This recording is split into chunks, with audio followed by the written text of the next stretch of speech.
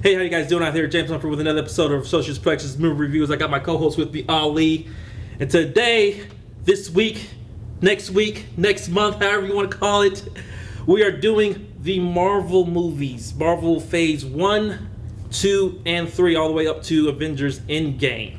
With this Marvel special, I guess today we're doing just Phase 1. 7 movies. Starting with Iron Man, we got the Incredible Hulk, Iron Man 2, Thor, Captain America, the First Avenger, and then topping it off with the Avengers. Starting with Iron Man 1, let's get into it. 2008. Yep. When all this greatness, I want to say, started.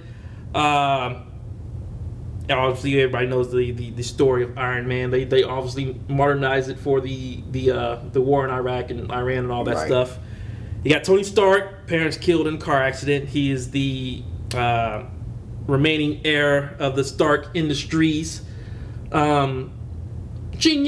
Mm-hmm. Can build a bunch of stuff. Made an arc reactor. All that billionaire philanthropist. Playboy. All that jazz.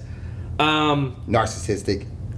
Very, very. Goes overseas to demonstrate his new Jericho weapon, only to then be attacked by some insurgents. Is that what you call them? Insurgents? I was just like terrorists. Terrorists? Yeah. However you want to call it. Gets a bomb, exploded in front of him, fucks his heart up a little bit. And from there, he decides to build a metal robot to break himself free. Yeah, he gets kidnapped. He's in a cave.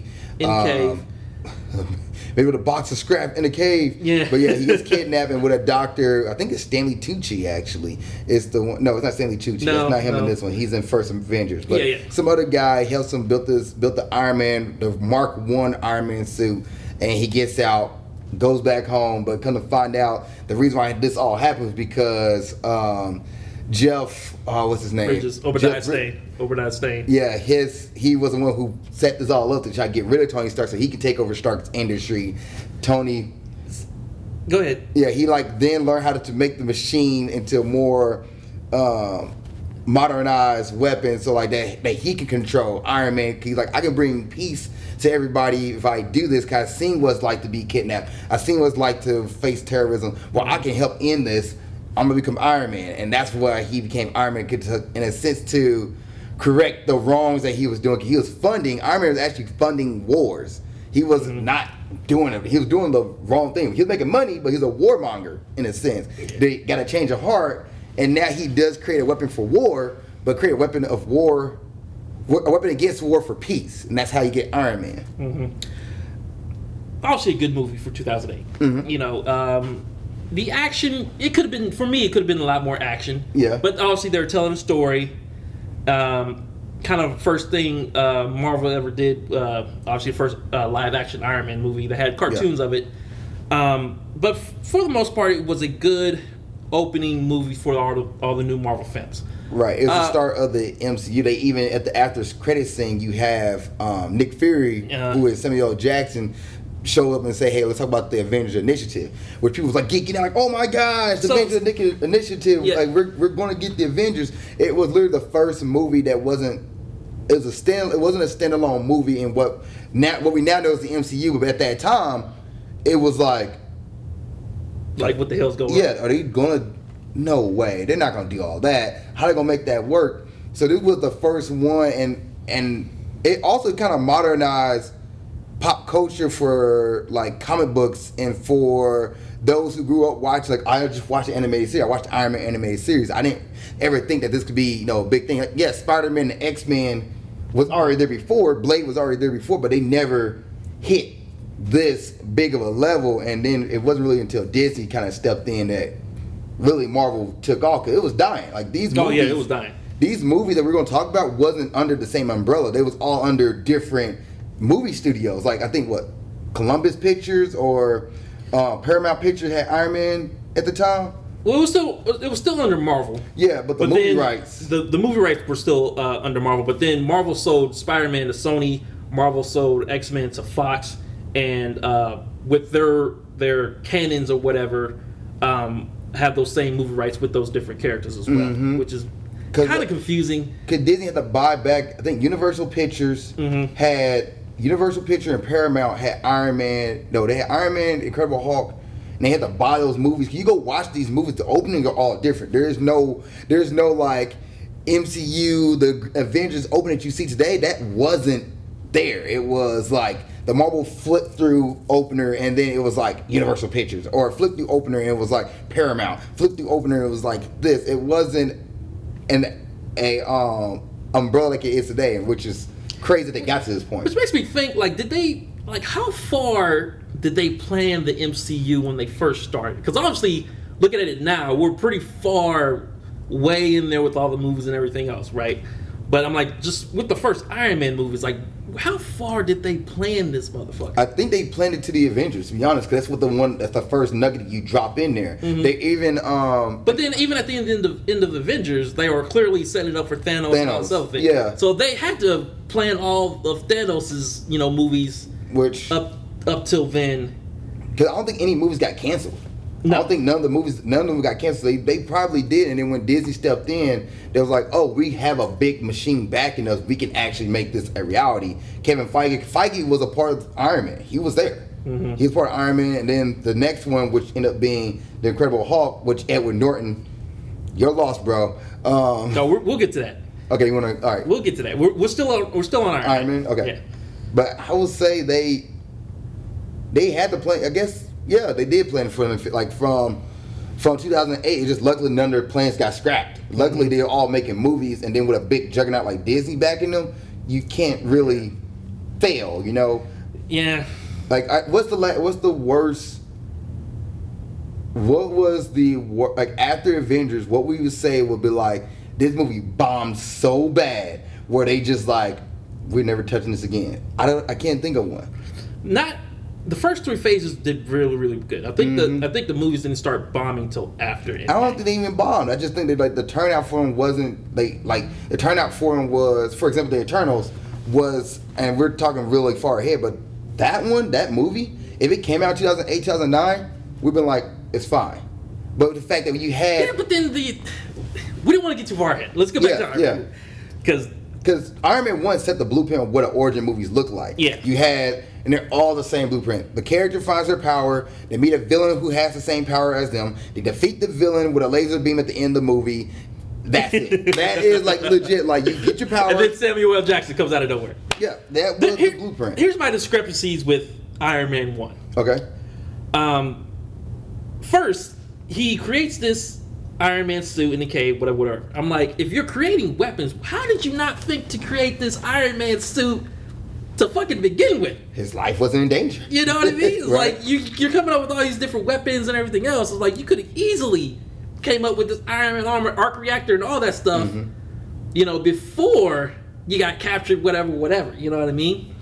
And then my second real discrepancy with the film is the villain's like plot. You know what I mean? So you got Obadiah Stane trying to take over Tony Stark's company, but here's what I don't understand. He's so high up in the company. It's like, how are you not already running it?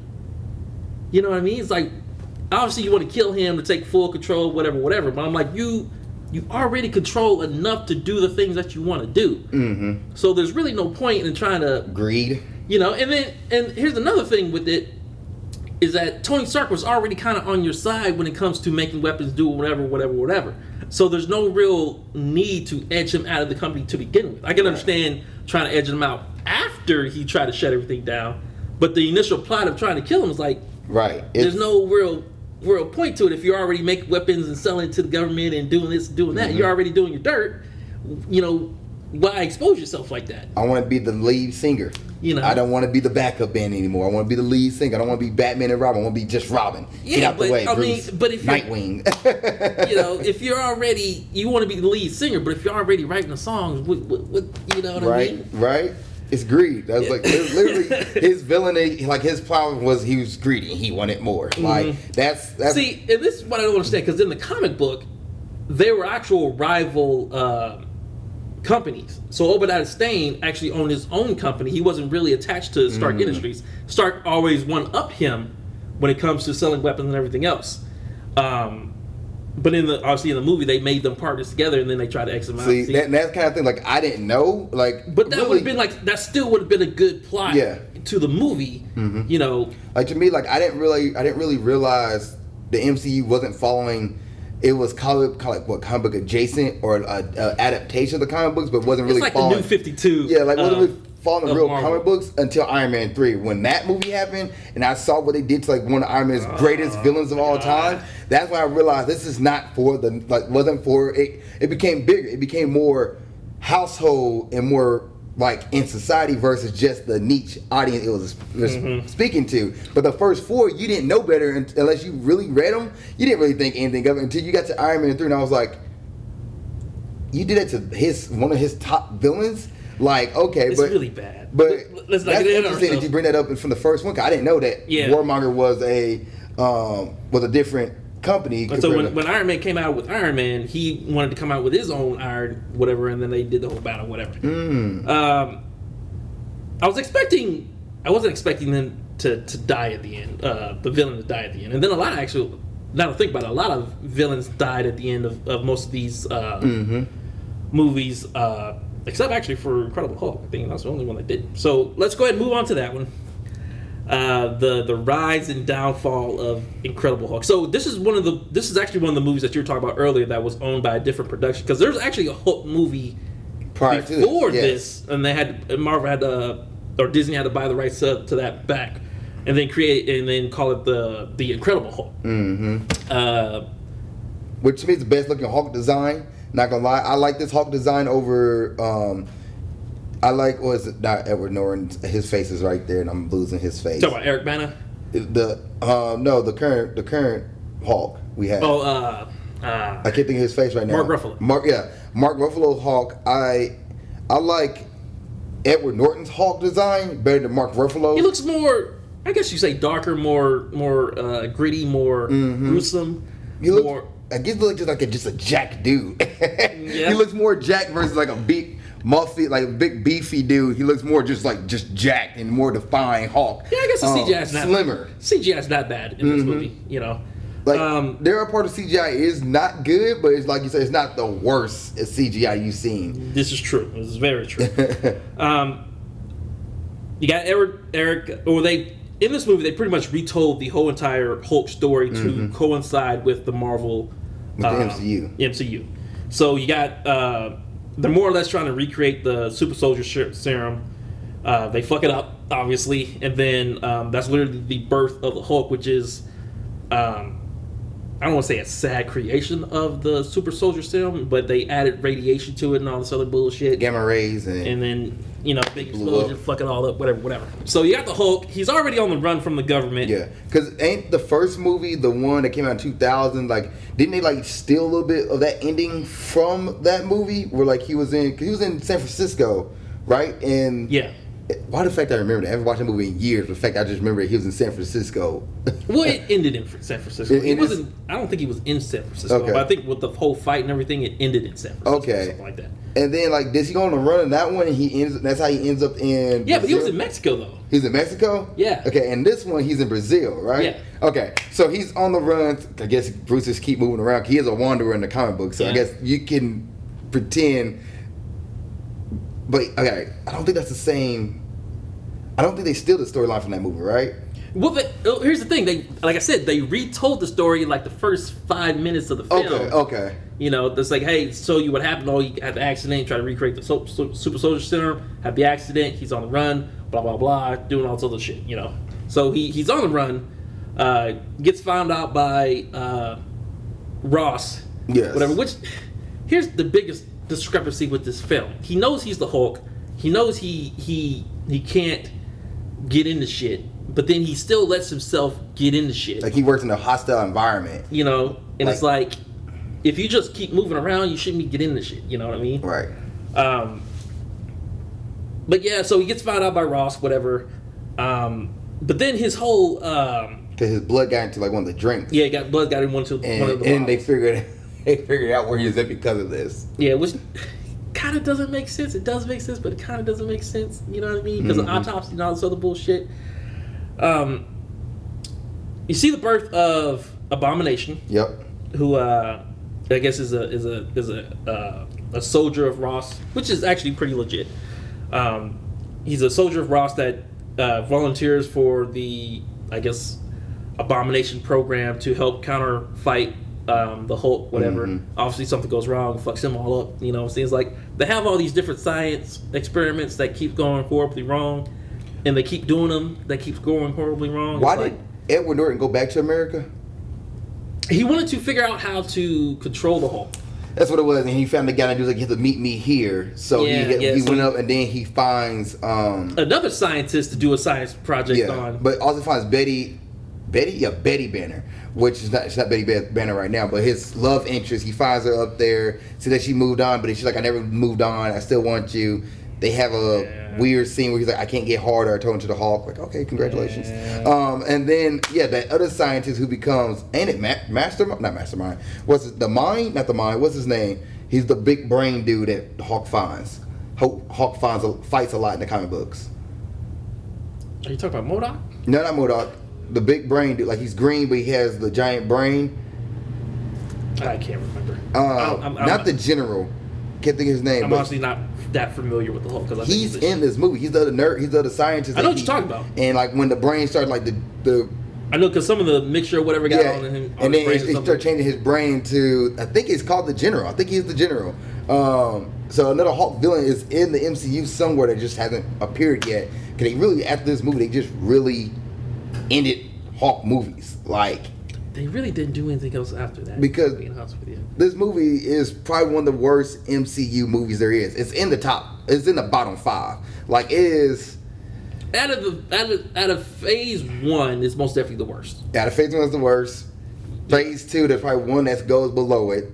Phase 3. There's always, I think, out of all the phases, there's always a worst one. You know, the best one and the but I mean, like, this is not a good. Even the ending wasn't that climactic. Like, obviously, he fights the Abomination. A nice little good CGI fight, but he beats him by holding him down with a chain. Like, he pretty much chokes out the Abomination. The Abomination gets choked out and then just collapses. It's not that good.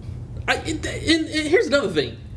You can actually skip this movie. Yeah. You don't actually have to watch this movie to understand it or anything else. Yeah. You can actually skip this movie completely. The only thing that would matter at the end of this movie is the after credits scene where Thunderbolt Ross is sitting at like a bar, he's kind of like not fired, but he's been like released, drinking his sorrows away a little bit. Tony Stark walks up to him and had like, "Hey, do you know anything about the Incredible Hulk? We're doing the Avengers Initiative," or kind of like he walked up to him like, "Do you know who this guy is?" And he's looking for the Hulk, like Tony Stark looking for the Hulk, because for some reason which Nick Fury shows up and talks to Tony Stark at the end of the movie. Tony Stark becomes like the recruitment guy for the Avengers at the end of the Incredible Hulk, but then in Iron Man 2, which is the next one, it completely changes altogether. Kicked out from that position, which makes me think that the Incredible Hulk comes after Iron Man 2. Because remember, they're in chronological order, but they're not really in chronological order. They bounce around a lot. Yeah. So it makes me think that, he quit, whatever, didn't want to do anything else, and then the Incredible Hulk comes in where he's actually, but then that doesn't make sense because when it comes, they happen at the same time. It's very confusing. I think they happen at the same time. Cause like a lot of these things, like Thor 1, for example, happens like within the same week of Iron Man 2. Because not Nelson, what's his name? Coulson. Coulson's like, I have to go to Arizona, or Nick Fury's mentioned something about New Mexico. So they just flew him in New Mexico. We had to go out there and figure out what that is. Well, I know Thor is going on at the same time as the Incredible Hulk, because Thor falls out of the sky on the scene where the Hulk is like screaming in the rain or whatever. In the background, you can actually see Thor falling out of the sky. Really? Yeah.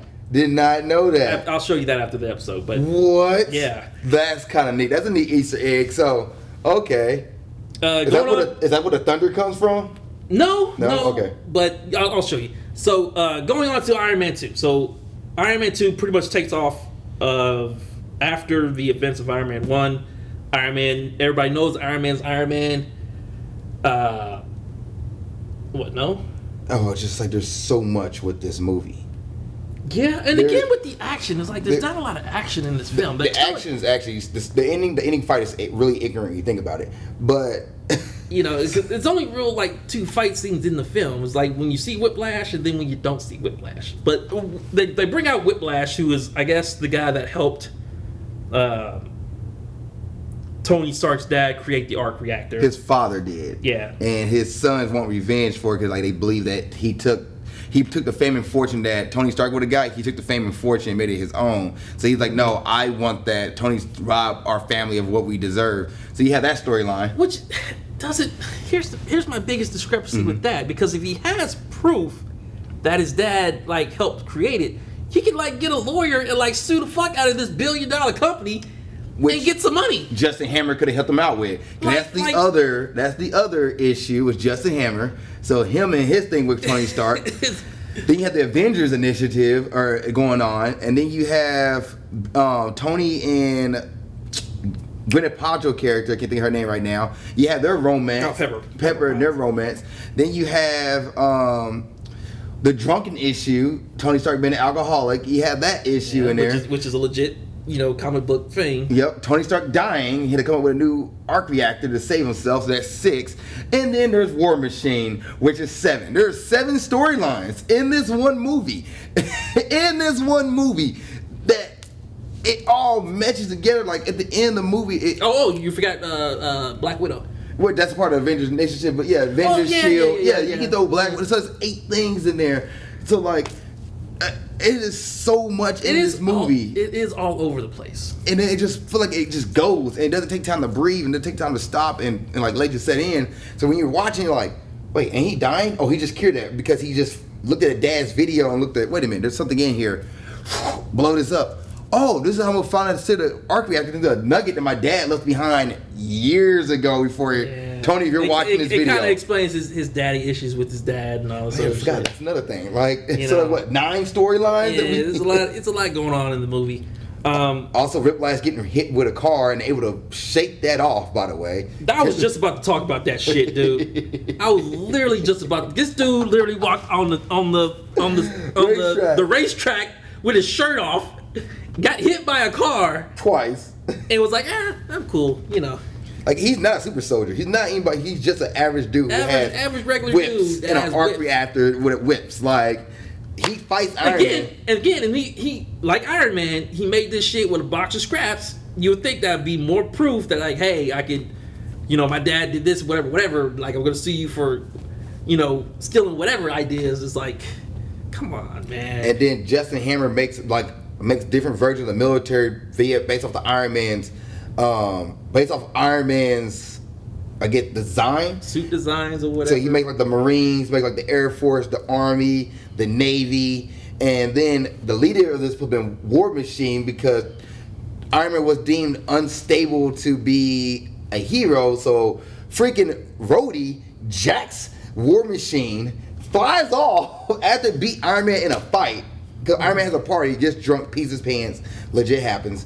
War Machine takes the suit, fights him, beats him, flies away, and the government makes him, with Justin Hammer, War Machine. Which, that's like stealing though. Man. It is. That's like legit. He stole the government stole his suit. Which I understand where the government's coming from. Like, hey, you have weapons of mass destruction in your arms, or whatever. You know what I mean? You could whatever. I understand where the government's coming from. But they can't just steal your suit. It's like, hey, I want you to do whatever it is that you do. They stole it, and then Whiplash was the one who helped making it. So Whiplash makes his own version of the suit, and this is how they kill Whiplash. Tony Stark and Rhodey, War Machine, blast each other. Whiplash, who had a shield on, takes his shield off and was like, "I told you, Tony, I got you." And they're like, "You know what I'm thinking?" Yeah, aim at each other. They aim at each other and blows up Whiplash because he took his mask off. Mm-hmm. If he left his mask on, which this fight lasts 5 minutes, if he left his mask on, it lasted 30 seconds. It lasted a lot shorter than that. They spent 15 minutes flying around trying to kill all the different robots, whatever, mm-hmm. right? And then when they actually got into the actual fight, it was 30 seconds. Yeah. 30 seconds of fighting all the other robots, and then 30 seconds of fighting Whiplash, and then that was it. That was it. It was the ending was so quick. Then Pepper and Tony Stark make up. They say I love each other, or the case may be. Find a roof, some shit like that. And then Nick Fury comes up and like, you're not suited enough to be Avenger. No, here, this is what he says. He says that Iron Man or Tony Stark is not suited for an Avenger, but Iron Man is, even though they're the same fucking person. Also, and this is one thing about like times changing. If you go watch this movie, Scarlett Johansson has a whole changing scene in the back of a car. I never forgot this because like it stood out. Like now you won't find this in any movie like where a female protagonist, she's not gonna be changing and like her bras and panties are showing, because Happy Hogan, who's played by Jon Favreau, who also helped direct this movie, by the way, he is sitting there looking at Scarlett Johansson change, and I'm like, so one of your main characters is a perv, checking out a girl changing the back of her car, who is a superhero, who's a fighter, but today, nowadays, you're not going to see a female protagonist get changed and the dude's like peeking in on her, looking at, like, no, it's almost different times you watch this movie, which it stood out to me as a story of film, because now Black Widow is considered like, she's like on the same level with everybody else. She's not looked at as a sex symbol. But back then, they were trying to make Scarlett Johansson the sex symbol in the group. Like, she's walking, and they like, the camera's right there in her butt as she's walking and kicking butt. And you're like, oh, she's a sex symbol, but she's not really like that character. Like, now she's like, no, you don't mess with Scarlett Johansson. She's the badass. But back then, it was like, no, she's there to be hot. Yeah. It's funny how times change. So Iron Man 2 is definitely not, I think it's fun, it's an enjoyable movie, but it's not a good movie. It's really not. I will put it above Incredible Hulk, but yeah, it's not a good movie. Yeah, like just a little bit. Like, just a little bit. But while this is going on, the events of Thor is also happening. Yeah, so the cliffhanger at the end of Iron Man 2 is the Thor hammer. The hammer, which goes on to the Thor. And I take everything that I just said about Iron Man back. I think Thor is way worse movie than Iron Man. Really? Yes. Well, I think all of Thor movies are worse, but the first one is... because Iron Man 1 is actually a pretty good movie.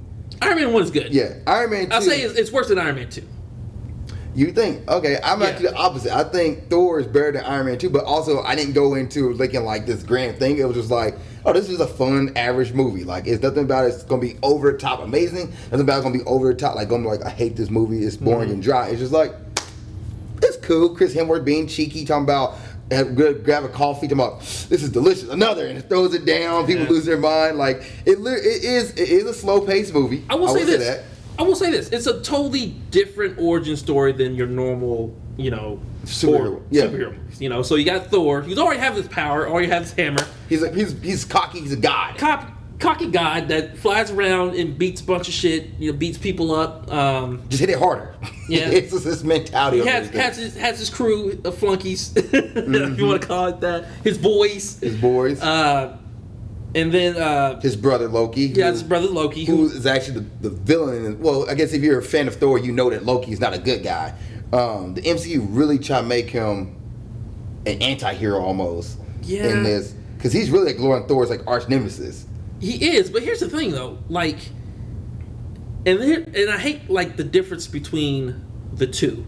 So, because in the comic book, you understand why Loki hates Thor, blah blah blah. But in the movie, you can kind of understand and relate to why Loki's pissed off, because it's like, hey bro, you're not my real dad, you're not my real brother. I've been lied to. I want some answers and all this other shit. It's like, you're not giving me answers. And whatever. Then this is why I can never be the king, because I'm actually not the actual born heir. My life is literally a fucking lie here. And you can understand why he's pissed off. Yeah, he's an ice giant. But he doesn't get big enough to be a giant. Which, again, doesn't make sense, because if he's an ice giant, how the hell can he look human and not grow super big? And you know what I mean? Help me out here. Which, again, doesn't make sense, because he's the son of the king of the ice giants, isn't he? Yes. Yeah. But he's the Prince of Mischief, though. Yeah. So I'm like, who the hell did the ice giant fuck to be? It's for him to become the Prince of Mischief, or I don't know the whole story. If I'm being honest with you, I just know that. Nah, that'd be wild. You know what I mean? That's why he can help me out here. Is like if his mom not an ice giant, so he's a hybrid. Help me out here, bro. Help me out here, bro. That sounds horrible. He's a hybrid. He's that sounds horrible. Like he's a mixed race. That's why he can change the human, look like a human. And when he touches, the only reason he touches, Ain't it the was it the Tesseract? It's the Tesseract. So if he touched the Tesseract, he should be turning blue every time. You should. Because he turned blue in the movie. He looked at it, he's like, what am I? You know? Anyway, so Odin does his Odin sleep bullshit. Before he does that, him and his son gets into some beef because the son wants to go kill some monsters. Actually go fight the ice. Because remember, what happened was the ice giant snuck into the vault because Loki let them in there. And they tried to steal the Tesseract, and then they go stop him with the abomination. It's the no. See, that happened afterwards. You got to remember that before that, Thor was just being a cocky dude, just wanting to fight the ice monsters.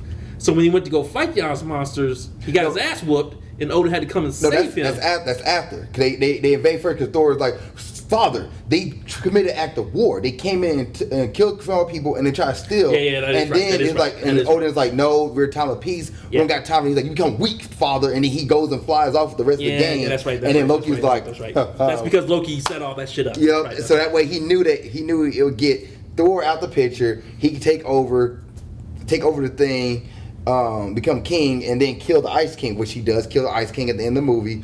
And Thor gets sent to Earth, learn with no power, learn to become humble. And all this happened in like the first 30. There's a lot going on. All this happened in like the first 30 minutes of the film. Mm-hmm. Okay. He becomes humble. Meet Jane Foster, his love interest for the rest of the MCU, and then try to get his hammer back, but he's not worthy yet. But he fight Luke Cage, which is funny. Did you know that? Mm-hmm. The guy he fights Luke Cage with Hawkeye watching over him the whole time, which I was like, that's a neat little plant. Hawkeye's watching him fight Luke Cage, and of course, is like, wait a minute, this could be the guy we're looking for, because apparently Nick Fury and them knows who Thor is, which doesn't fucking make sense. Because here's the thing: you got Thor, he's a god. He is literally a god. So how can he have any similarities to humans or whatsoever on Earth? That doesn't make any real sense. Like they even like analyzed them, and Coulson was like telling him about himself and all this other shit. Oh, you fought through our people, like whatever. I'm like, just because he doesn't have his hammer is not the source of his power. So if he wanted to, he could like literally knock a motherfucker's head off and have a motherfucker flying. That's how strong he is. Oh wait, set it up? Captain Marvel, because Nick Fury already experienced space and aliens in Captain Marvel, which happened in the 90s. Yeah, but that still doesn't take Thor's power away. No, I know it doesn't take Thor's power, but it was like, how they know who Thor is because we already dealt with. Oh yeah, I knew that. I'm just talking about the similarity. Oh, okay. Of gods to humans when they're two separate fucking planes. But then they changed it in Thor Ragnarok. Said we're not gods, we're just people. So Loki finds out that Thor's not dead. Yep. So he sends out the Destroyer Destroyer, that's what it is. To fight Thor, which again doesn't make any sense because it's like if you have this big weapon that could like destroy anything, I don't see why you just didn't unleash this weapon while you were up there. You know what I mean? Right. But whatever. It's one of the worst backhands in like movie history. Like when Thor gets backhanded by, it's like like the string goes to the string, like he gets hit. And then he flies away like Power Rangers. It's hilarious. Really bad. And then again, Thor is a god, so he can totally fight this monster without his hammer. But whatever, he gets his hammer back. Yep. He does the whatever, and then he fights okay. Fights okay. He brings his boys down there to help him out, even though he doesn't really need their help. But fights the Destroyer. I guess destroys the Destroyer, and then he flies back up to Midgard to fight his brother. I mean Asgard, yes. Asgard. To Midgard's Earth. Yeah, to fight his brother. And instead of just whooping his ass, he just destroys the bridge. He destroys the bridge, and then Loki lets himself go into the void, and Thor thinks he lost his brother. And then he was like, I'll never be able to see Jane Foster. And Heimdall was like, well, she's okay. And that's how he gets back down to Earth. And he's like, oh, okay, well, here we go. And I don't remember the ending of this movie was. It's just like Thor will return, I think. Well, the end of this movie, they found the Tesseract. But Loki is like behind. I guess possessing Star Guards, whatever. Yeah. Peter Stargard's character, I forgot what they call it. I forgot his name, but he go Dr. Selleck, something like that. Yeah, Dr. Selleck. And he goes, he says like, "No, that's kind of interesting." And then Loki's like, "That's quite interesting." He's like, "That's quite interesting." Yeah. And then Loki's just you can see his reflection, like, "I'm here." Well, you got to go back a little bit because Loki fell into the void, whatever. But again, Thor can fly, and Thor literally has the power to go between the 9 realms. So I'm like, you could literally just Go get your brother. fly down there and get his ass. You know what I mean? And then just save so many problems. Right. Well, I think they also changed that too. And Ragnarok, he was like, "You fly?" No, dude, the hammer takes me. He's like, so the hammer lifts you off. Like, I think the hammer jack you off. Like, no. He's like, I throw the hammer and the hammer lifts me. Wherever I throw the hammer in the direction, it just guides me to it. Like he does, like he said, he doesn't fly. He uses the hammer. He's like, he throws the hammer really hard and the hammer takes. That's what the canon was. So why can't you just fly down there? Because technically, I guess the hammer. He had to throw the hammer. So he couldn't throw himself back. I don't know. Yeah. But then after this, in the same week, you get the unfreezing of Captain America. And yes and no. So, but you gotta get the whole flashback to get Captain America. Yeah, you got to do the whole flashback thing. So it's actually a pretty okay movie as well. Like it's not bad. Like to me, it's like it's good. I think people enjoy this movie. I hate it. I don't like it either, but I think like if you watch it as a whole, I think people will say like this is not a bad. It's okay movie. It's a superhero movie. Nothing wrong with it. Not too once again not super offensive. I think the jokes are kind of stupid in the movie. Yeah. It's not the greatest. It's 1920s. 20. He's World War II. 1930s, because Wonder Woman's World War One. Yeah, Captain America's World War II. Okay, yeah. Always for some reason mix those two up. One has the Nazis, the other one just Germany. Yeah, it's. Are we moving on to Captain America? Huh? Are we moving on to Captain America? Mm-hmm. Okay, let's do it. So Captain America. So frozen in ice for 70 years, something around there. Mm-hmm. He actually gets found out by the Hulk. So what ends up happening is there's a deleted scene that they should have put in the damn movie. They just didn't, where the Hulk goes into the mountains to kill himself, which they mentioned that in the Avengers. Yeah. Where he put a bullet in the brain and the other guy spit it out. So he shoots himself, turns into the Hulk, and he smashes the glacier, and then that's where Captain America's shield pops out of there. Really? Yes. Okay. Oh, do you remember the dummy shield that was in Iron Man 2? No. I'm talking about the actual shield. Yeah, but you remember the dummy one that was in Iron Man 2? Like the little thing is like, oh, this is not necessary, and it's a dummy one. But yeah, really, so I did not know that. So he smashes the glacier. That's where. That's how they find Captain America. So at the beginning of the movie, they're in the spaceship. They're glistening everything out. Blah blah blah blah blah blah blah. And then they start retelling the story of Steve Rogers, which is this sickly, asthmatic, I don't want to say piece of shit, but he's most definitely not a soldier yet. Yeah, he's just somebody who's just physically just not well. He's a sickly body. Has all these different problems and everything. Illnesses, can't really, he can't gain muscle, can't save a life, like can't do anything. He's just an ill person. I guess he has a good heart though. Yes, that's the one thing he will not give up to save his life. He will keep. I can go all day. That's the one line you hear in every single Captain America movie. Gets recruited for the secret soldier serum. Gets the serum, becomes Captain America. And this is kind of where Marvel starts to be repetitive with their origin stories. Still Captain America, the first Avenger, is like still one of the first ones. Mm-hmm. But it's just retelling that story. Gets his powers. You got the Red Skull. Red Skull. Who is the Russian? Not Russian. God dang it. The Nazi version of the Super Soldier Serum. Is it not? Yeah. He's pretty much the Nazi version of the Super Soldier Serum. Although he got the serum later in the comic book, but that's a whole other story. Mm-hmm. So he pretty much he wants to take over. He has the Tesseract, and he more or less wants to do what Hitler's supposed to be doing. Like he's around there somewhere, but he's not there, kind of thing. I guess S.H.I.E.L.D. specifically is fighting the Red Skull, while the American soldiers are fighting the actual Nazis or something. Like that. This is Hydra, which is the Nazi version of S.H.I.E.L.D.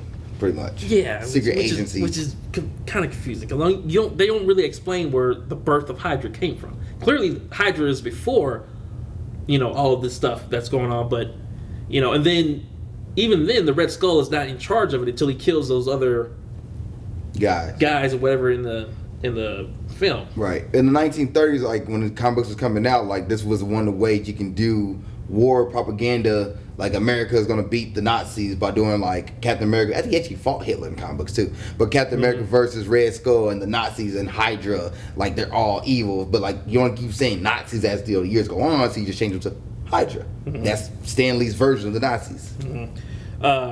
So you got Captain America has powers. His boy Bucky got captured, so he wants to display his powers. I guess, or use his powers to go save his boy Bucky, saves his boy Bucky, whatever. And then you finally, this is like an hour in the film, you finally see the initial fight between Captain America taking over Hydra, or not taking over, but fighting Hydra. Yeah.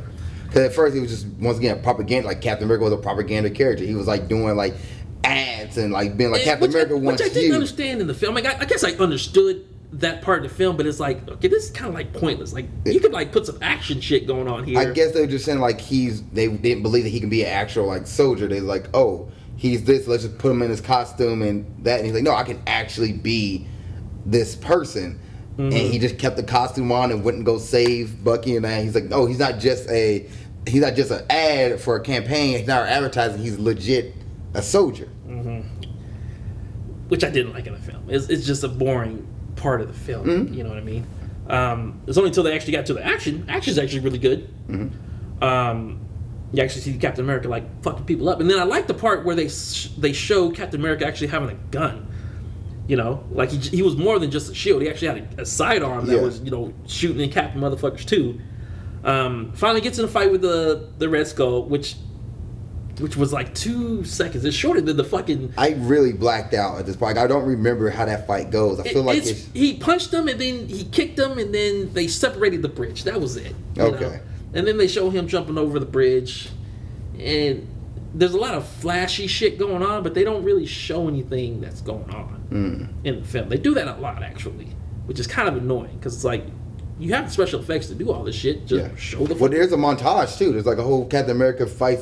The Hydra montage you see in the movie too. Yeah, there's actually several montages. I think there's like 2 main ones. I don't want to say several, but there's actually a lot of montages that's like explaining a lot of story that I think they could just told story to. Right. Get to the climax of the film where the Red Skull got his big ship that he's looking to fuck some people up with. He has the different ships that go to the different cities to take over whatever. So Captain America and S.H.I.E.L.D., they go raiding. It's a mountain, actually. They start raiding the mountain top that Hydra's on. Have another big climactic scene where Captain America finally flies into the ship, or runs into the ship, goes to fight the Red Skull. The big climactic battle with the Red Skull, and this part is where shit gets kind of stupid for me. Okay. We know the story. He gets put into the glacier, and so let me tell you 2 sides of the story. So the comic book story is it was actually a nuclear missile that was heading to America that the Red Skull launched. That Captain America and Bucky got on the missile, and what ended up happening was Bucky's arm got stuck into the missile. And so, in order for the missile not to hit America, they had to more or less blow up the missile. But because Bucky couldn't get off of the missile with his arm, he ended up pushing Captain America off the missile, and he fell into the Atlantic Ocean. And that's why Bucky has no arm, because when the explosion blew up, it blew up his arm, because his arm was stuck into the thing. Yeah. And so because Captain America has the super soldier serum, when he freezes into the glacier, it obviously was what kept him alive. In the movie, he's in a spaceship, which doesn't make sense for it to go under and him not to survive, because he's a super soldier. So I'm like, he loses control of the missile, control of the ship, and he says, "Oh, I got to put it in the water," which is fine. I 100% understand that. But there are like other little side pods that he killed several people before that he could have got off of that damn ship. That's one thing. He could have got off the ship with one of the other missiles or other ships that were on the big ship. Second thing is that he's a super soldier. So if he crashes into the water, he could have easily just swam his ass back to wherever he needed to go. Because even Stark, after the missile fell into the water, was looking for him. After that, and instead of finding the ship, he ended up finding the Tesseract. That's my third discrepancy with this whole situation, because we all saw how big that fucking ship was. That ship was huge. How the hell did Stark not find the ship? But find the Tesseract. He found this little ass Tesseract, but didn't find the ship. Mm-hmm. You know what I mean? Even while at the beginning of the movie, where they're showing the ship that they found in the glacier and everything, ship was fucking huge. It was colossal. It was like as big as a building. Right. Like, how could you not find that thing? You know? Mm-hmm. But whatever. He's in the ice. Comes out of the ice at the end of the movie. Obviously, which the after credit scene was just an ad for the the trailer for the movie Avengers. Which I do like the end of this movie where Captain America wakes up. He thinks he's in, I think, 1930s still. They keep playing like a game, and he was like, "Wait a minute, what year is this?" He's like, "What? It's 1930." Like, no, I was at that game. Mm-hmm. He's really like, don't fuck with me. Like, I was there. Don't try to gaslight me. Like, I was there at that game. I was in the front, like whoever seat. I remember that game. Why are you listening to this game right now? He's like, what year is this? Mm-hmm. Which I guess I understand that they were trying to like slowly bring you in, but I think they could have came up with some other way. Escapes, finds himself in New York City at Times Square, and then Captain Nick Fury's like, "Hey, Cap," so he says something to him, and then he asked Captain America, "What you thinking?" He goes, "Oh, I had a date." I love that line. though. Yeah, but the only thing he's thinking about is his girl. Yeah, he's like thinking about booty. You think about ass. He was a virgin. He said I never had a chance to dance because how ill and sick he was. He always got looked over by the girls because Bucky always got all the girls. So he was like the one when he came Captain America. Girls was now like hitting on him. Pretty much the one girl, Haley Atwell's character, was hitting on him, Carter, and he was like, I had a date.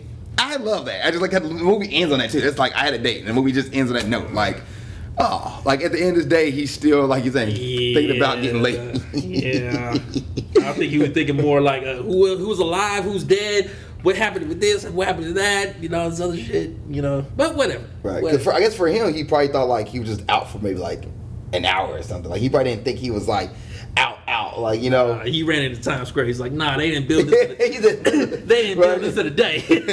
But imagine that, you go on the ice. The last thing you remember is like, okay, you hit the ice, and then you wake up and you're like, oh, okay, no, maybe like. Well, Nick Fury was on point. He's like, hey man, we won the war. We did this. We did that. The whole thing. He was like, what's up with Peggy? Like, yo. Yeah. Where's Peggy? Is she alive?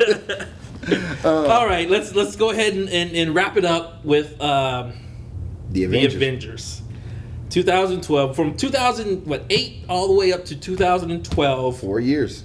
4 years. A movie came out pretty much almost a movie a year. They had it set up where like it was almost like a movie a year, right? And then, I think Thor and Captain America, it was like Thor in the spring, or Thor in the fall, and Captain America in the spring, and then Avengers in the fall. Avengers came out in May. Yeah, I know. I knew the Avengers and I want to say Captain America both came out in the same year. Okay, they were only like a few months apart. Okay. That's why they played the trailer. That's what it is.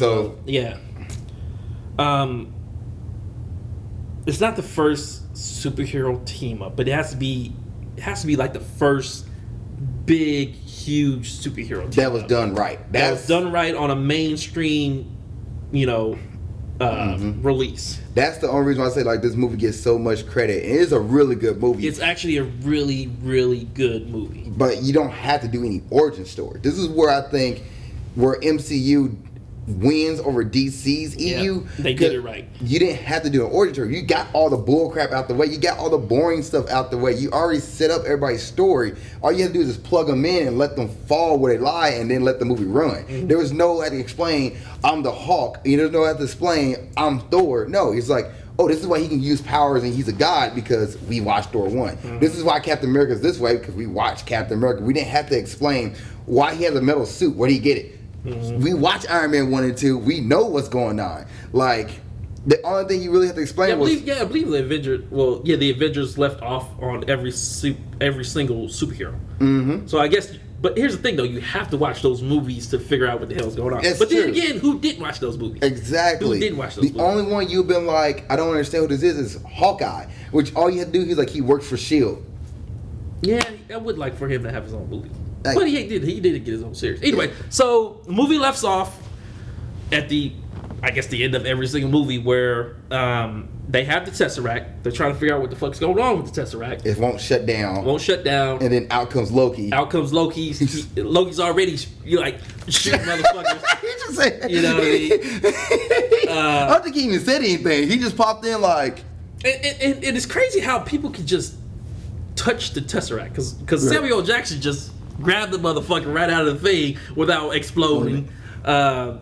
I think the Power Stone, which you couldn't touch. Or is it the Power Stone? No, it's not the Power Stone. It's the Mind Stone? No, not I Mind. want to say, Mine is, you know what? That is a good plot hole. I forget which stone it is. Not Reality Stone. Is it Reality? No. Because some stones you can touch, some stones you can't. You couldn't touch the purple one. You couldn't touch. Like you could touch Loki's scepter, but you can't touch. There are some. Yeah, like I don't think you can touch the actual stone itself. You can touch if it's encapsulated in something. You can pick that up, but you can't touch the actual because the Tesseract was just a cube for the stone. It wasn't the actual stone, so that's why they can touch that one, but they couldn't touch But the it stone still itself. has powers though. Yeah, I guess it's not as like as I don't think it's like body killing like You the know, other it's ones. still. I don't know. It's But- very confusing. Anyway, Right, but it's a scene that I love here where Hawkeye tried to run up on Loki, and Loki's like, "Psh, "You have heart," yeah. and he like transfer like Loki apparently was like with the scepter was able to just change people's like life and turn him into a bad guy immediately. Like he was OP in this movie for no reason. Which he could literally take control of maybe the director of S.H.I.E.L.D. and control all of that, but I guess you couldn't get a hold of him. I don't know. we don't want to talk about that part of the movie, right? Loki fucks some shit up, and so now Nick Fury is like, hey, this is a level 7, which doesn't make sense because then what's like a level 10 or a level 8 or Thanos has been at level 10. you know, Which he's not even around for Thanos. level 7, let's initiate the Avengers and then let's collect them all together. You know, Captain America's doing his boxing thing, having his post-traumatic stress, which doesn't make sense because the super soldier serum actually stops that. You know, it makes your body completely perfect. So he shouldn't have post-traumatic stress from like war or whatever. I can see him as like remembering shit. Yeah, remember it, but yeah. But actually having like post-traumatic stress about it, like he doesn't have anxiety or any of that shit. You know what I mean? Iron Man is, creating his own building, which he should have did this before, but whatever. Banner is hanging out in Mexico, saving lives. No, he's not in Mexico. I think he's in India. Is it India? Yeah, because she goes over and Scarlett Johansson is currently in Russia trying to fight somebody, and she's like, I'm about to bring this dude down. He's telling me everything. He's like, I'm not telling her everything. He's like, am I? And then Yeah, she does that. Yeah. and then she goes to India where Bruce Banner's helping like a family, and then kind of found out the girl was a setup for Romanoff to get Bruce Banner by himself, and he was like, oh, that's what this is? And then he yells at her at one point but doesn't turn to the Hulk. He's like, oh look, you're scared, aren't you? Because she pulled the gun out on him. So it was like she went to go recruit him to get him back over to America to join the Avengers. Right. Notice how there are two different Hulks now. Oh yeah, this one's Mark Ruffalo's Hulk, not Edward Norton. Edward Norton said he didn't want to do it. I guess he was hard to work with. Which Terrence Howard, we didn't bring up Terrence Howard from Iron Man because he's not in this. It's actually Rhodey, who is Don Cheadle's. He's the new War Machine. Although he didn't make an appearance in the Avengers. He though. doesn't make an appearance in Avengers, but he's in Iron Man too. Yeah, he's in Iron Man too. There's two characters when you watch it, you're like, ain't that? No, just actors change. But it's crazy how when actors just get into it with the people that wrote or produced the movie, and it's like, okay, well, you're not that important. We'll just replace you. Right. I wonder, does Edward Norton ever regress it? I don't know. His bank account probably regrets it. Yeah, but He really didn't do any movies afterwards. no. But like, I guess Fight Club keeps him set. So, Maybe. I don't know. but Mark Ruffalo really steps out in the limelight here as the Hulk, which he's not a bad Bruce Banner. He's not a bad Hulk at all. He's just he's good at it. Like he's a mix of both Hulks. I think he did a good job in this one. And then Thor comes into the scene when Thor finally makes his way there. When they try to like kidnap Loki. They kidnap Loki because Loki goes to Germany. Mm-hmm. And Iron Man and Captain America take down Loki, and then Loki, who this is all his master plan, by the way. He meant this to set up, but which is my first discrepancy. But we'll continue on with the story. We'll wait till we get to the Shield ship, and then we'll talk about the discrepancy. So Loki lets him get captured for whatever reason. And Thor shows up and like, brother, I'm taking you home. And then Iron Man's like, nah, we ain't doing that. He's on Earth. He's part of our property at this point. Yeah. So Iron Man and Thor fight each other. And as Iron Man calls it, Shakespeare in the Park. They have a cool fight scene. Captain America jumps in. And Thor tries to hit Captain America's shield, cause a giant explosion. And which makes you think, how far was Captain America when he jumped off that ship? You know, I guess he did flew pretty good, but at the same time, Captain America doesn't get winded, so he could have been able to run up on him, pretty damn quickly. They was fighting for a moment, like they were Iron Man for a and good Thor. Minute. Yeah, there wasn't like a Thor or an Iron Man 2 scene where it's like 30 seconds. You know, they were fighting for a good minute. Like when Thor hits Iron Man with some lightning, and Iron Man goes, and Jarvis goes, "Hey, you're at 1,000 or 100%," and Iron Man goes, "Huh, ain't that something?" And like shoots Thor back with all the energy. But so they end up taking Loki. Thor decided to work with him on the helicarrier instead of going, because Bruce Banner thought it was gonna be a submarine, but no, it's not a submarine. It's actually a giant flying ship. Helicarrier. And Loki's master plan comes in, which doesn't make any sense either. It makes absolutely no fucking sense. Was to target the Hulk.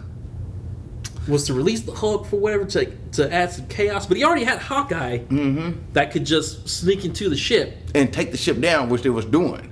Which makes no sense, because what was Hawkeye's purpose of being there? Wasn't he like supposed to like steal some plans or some shit or whatever the fuck, you know? Right. He does that. They don't think they steal a plan. What they do when it gets there? I think they just free Loki. He shoots an arrow into the computer to shut it down.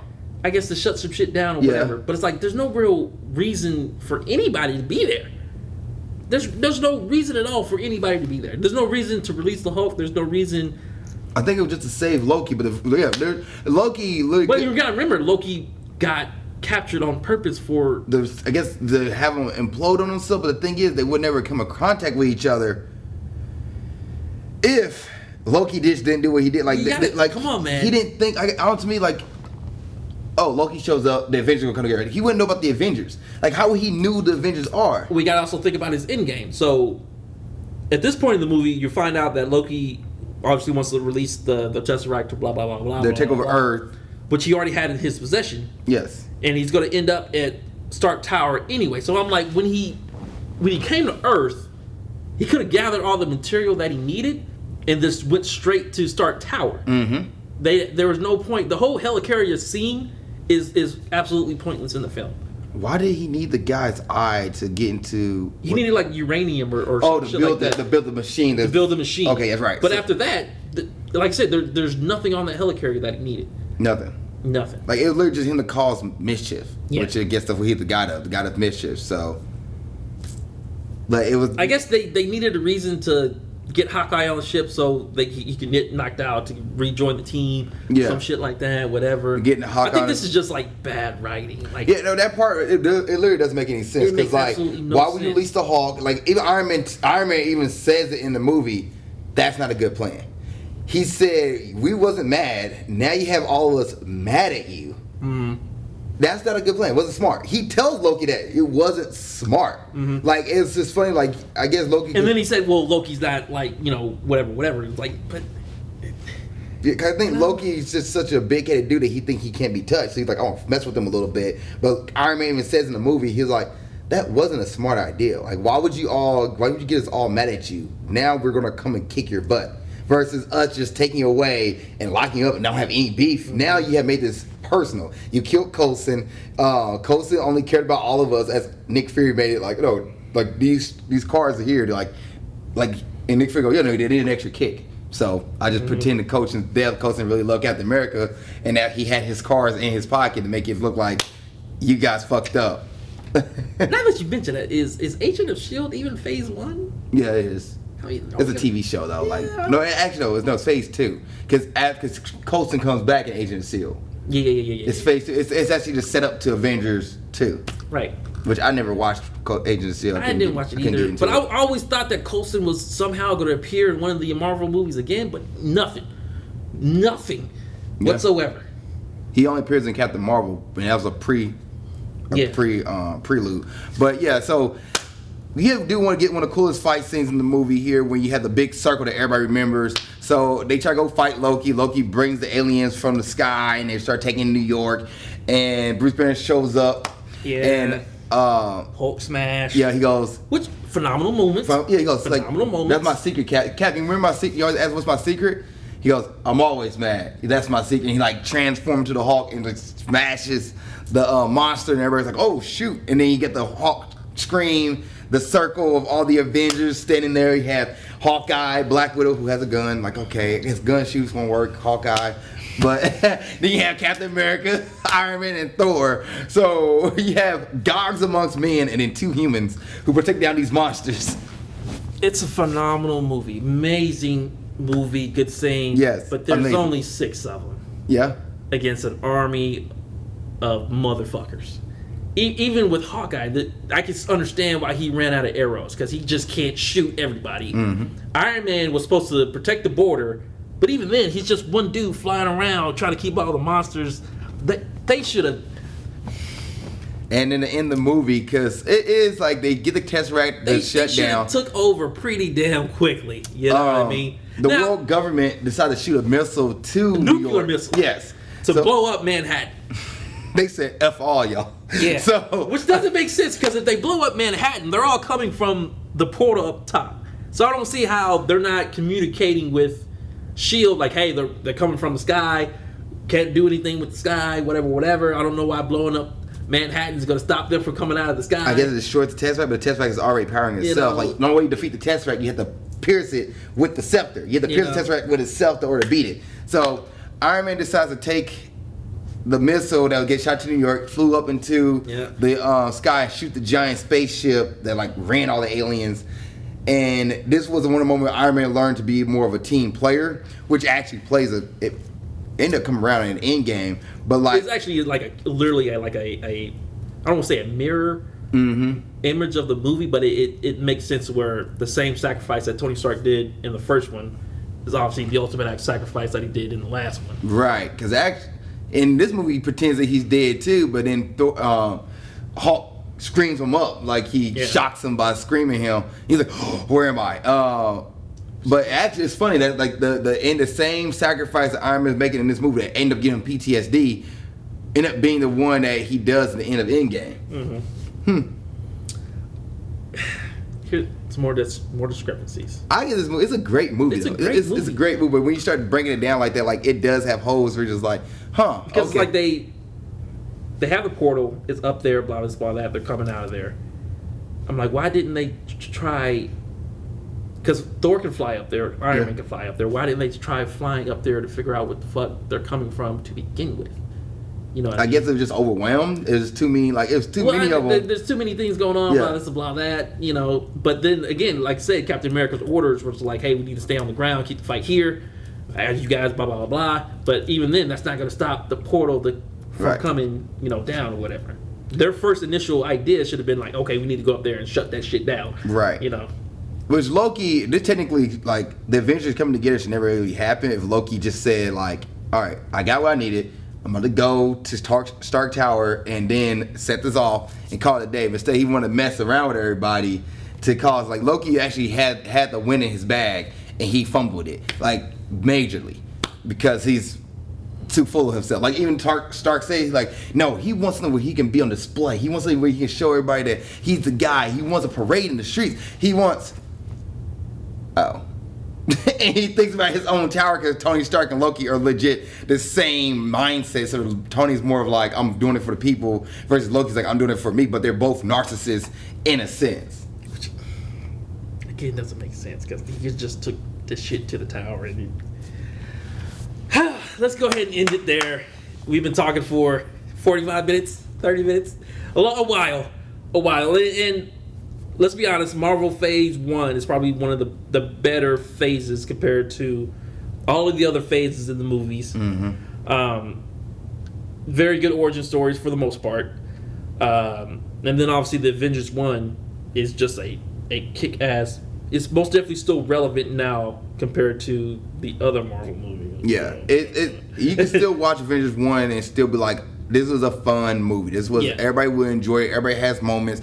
There's some laughs. There's some quips in here. There's some great moments, great scenes for people. Like everybody has time to shine because you didn't have to add more. It wasn't storytelling at this point. It was legit just put the main plot, let it roll. You didn't have to do much storytelling because all the storytelling was done.